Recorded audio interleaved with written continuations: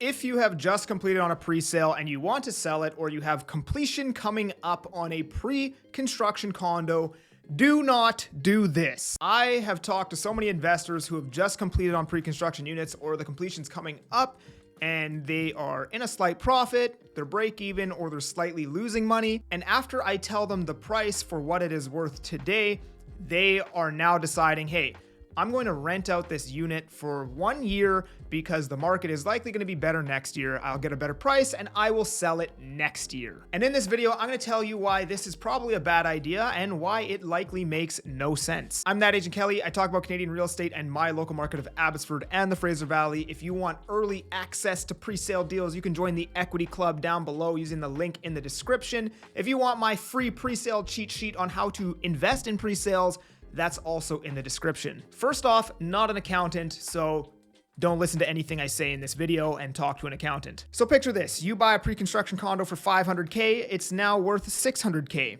Let's use easy numbers. If you complete on this unit and get a mortgage, you will have to pay 5% GST, which is $25,000. Now, if you sell this unit vacant, never lived in before, nobody's ever lived in it, you haven't rented it out, it's brand new, it's beautiful, the new buyer is likely going to, well, I shouldn't say this, GST could be applicable depending on what is negotiated, but you know, under standard BC law, federal, whatever, GST is applicable on this purchase price because it's brand new and it's never been lived in. Therefore, if somebody buys it from you for $600K, they will have to pay $30K GST. Again, not an accountant, talk to an accountant, but what you can do and what my clients have done in the past is when the new buyer pays $630K for this unit and $30,000 of it is GST, you can actually keep $25K of it because that's what you paid in GST when you initially closed, right? You've already paid $25K.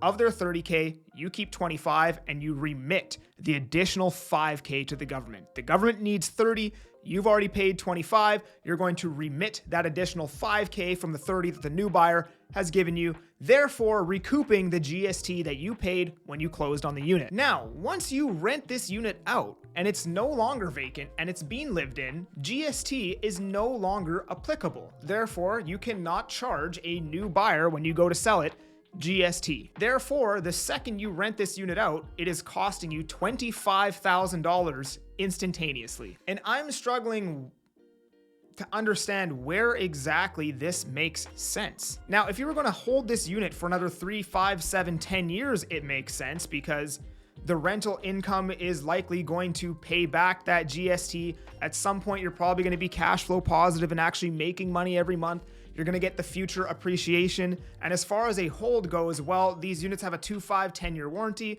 It's a premium unit, hopefully a good developer in a good location, and it'll be a good long-term hold. But when you only hold it for 1 year, or the plan is to hold it for 1 year, how are you going to recoup that $25,000 in a market where we're cash flow negative? Like, you're literally losing more money than the principal pay down. So you're losing money renting it out over the course of a year. You're paying $25K to rent it out.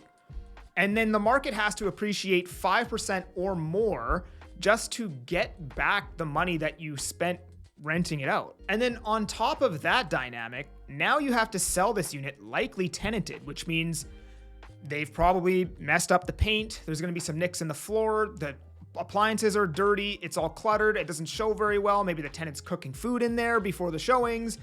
And on top of all of that, now you've actually locked out like 30% of the buyer pool from buying that unit because we can't kick tenants out here, right? The only way that you can remove a tenant from a home is if you're actually going to live in that home. So investors likely aren't going to now buy your unit and inherit your tenant, which is likely going to be below market rates. And even if it's not below market rates, they probably still don't want your tenant because they want to put their own tenant in there that they chose. So even if you are in a profit and the market's gone up, it's still going to be substantially harder to now sell this unit now that it's tenanted out. So in my opinion, there's only 2 ways you could play this situation. Number 1, you sell the unit for whatever the current market value is, right? You know, I even have investors that are literally making money and they feel like they're not making enough money, so they want to rent it out. But anyways, sell it for whatever the current market value is, right? Whether you're in a profit, you're break even if you're losing a little bit of money, I still think it makes sense to just take the L,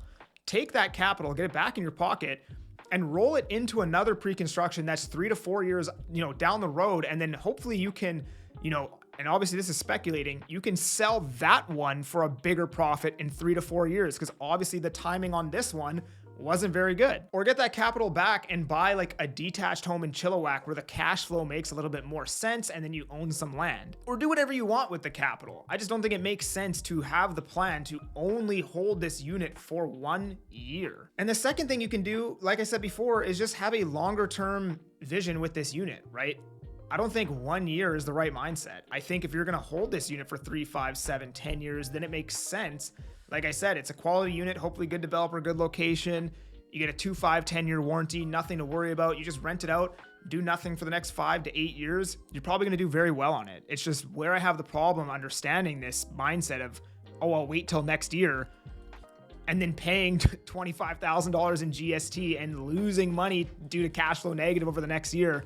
I can't make any sense out of it. So this has been my experience with the situation. Again, please do speak to an accountant about this. I am not an accountant, so do not listen to me. Another thing you got to consider is that, most pre-constructions are a 10% deposit right now in the Lower Mainland, Fraser Valley, right? Let's just say you bought this unit 2 years ago with a 10% deposit, and even if you're making 20 grand, right? You put down 50, you're making 20 grand after all expenses. Well, you only put down 50, right? So that's like a 20% ROI year over year, which is still like better than the stock market or mostly anything else you could have purchased, right? But once you rent this out and you close on it, you have 20% invested. So even a year from now, after all these fees and whatever, you're making 60K. Well, now you have 100K invested instead of 50K, right? So now you're making 60K over the course of 3 years, as opposed to 20K over the course of 2 years with 50K invested. And that ends up still being a 20% return kind of year over year, right? But you have to make substantially more money because now you have double the money invested, if you get what I'm saying. And keep in mind, that would be like a really, really good return, because for you to make an additional 50K, the market would have to go up. That unit would have to go up basically 75, 80K because you paid the GST. But anyways, that's just my 2 cents. For early access to pre-sale deals, make sure you sign up to the Equity Club. Get that free pre-sale cheat sheet, both in the description. I'm that Agent Kelly. Please subscribe to the channel. Please like this video. I'm making moves to move you. Peace.